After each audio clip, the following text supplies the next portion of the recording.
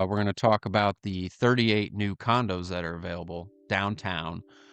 These condos are located at 1117 West Fayette Street. This is a building that was home to a manufacturer of manure spreaders, believe it or not, in the 1880s. And more recently, the buildings were used for a screen printing and graphic design company. But now they are 38 affordable condos. They range from being studios, 1-bedroom, and 2-bedroom residences.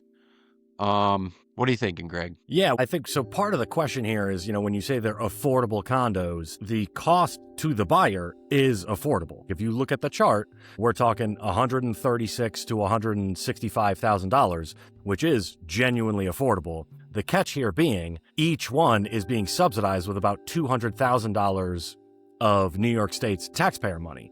So the cost to build and acquire them in total is really not any more affordable than it is for anything else. The cost to the specific buyer is affordable, but this is another example of buyer side. It's just an increase in demand, right? So this is the same thing when we drop interest rates. It's the same thing when we give a first-time home buyer credit. All we're doing is juicing the demand side and making it more affordable in terms of your monthly payment, but the supply is not dramatically changing. Now, 38 units, I'm never going to complain. If we've got more units, that's awesome, right? So any units, any way we can get them, I will take. It just, in my opinion, this is not going to meaningfully change how affordable things are, because all we're doing is we're spreading out the costs. Instead of just being one person, we're spreading it out to all the taxpayers as well. So it cost somebody over $350,000 per unit to create this. And it's going to cost somebody that much money to do it. It's just, instead of it being the one buyer, we're spreading it out. So, we're juicing the demand side. We're not really meaningfully impacting the supply side. Yeah, and I just want to make this clear for everyone that,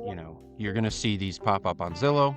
You're going to think, oh my God, this is great. Brand new, fully renovated condo for up to 164 is the highest price I'm seeing here.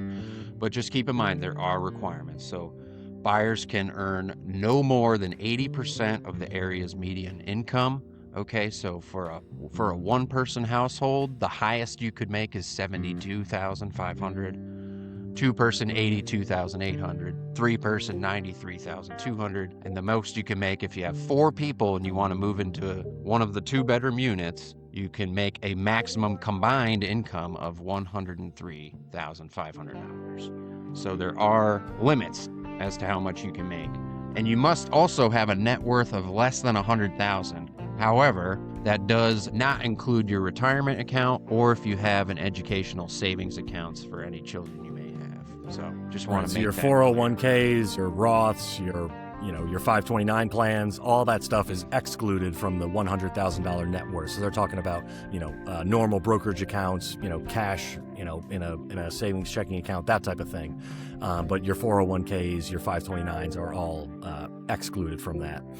Yes, and if you can offer on this, you can go to an open house this weekend. They have open houses all weekend for this building. You can submit your offer, but just know you need to have proof of what you make if you offer. And then even if they accept your offer, now you have to complete a first-time home buyer course sponsored by the state. So there's more requirements on top of even getting your offer accepted. You have to complete that course. Yeah, and it is always interesting with these income requirement types of houses is you kind of have to thread a needle, because you have to qualify for the payments, which means you have to have a pretty substantial income to qualify for the payments, yet you can't make so much that you're above the 80% of the median income of the area. So it's always like, it's kind of this Goldilocks zone that you have to be in. Exactly. And so for those people, this is an awesome option, but it is just going to kind of dramatically limit the number of people that we're talking about, and kind of that target buyer demo is quite a bit smaller because of that. Yes, the condos are priced to ensure residents spend no more than 30% of their income on housing. I do want to credit the writer at Syracuse.com, Rick Moriarty, for putting together all this information for us to read from. Thank you.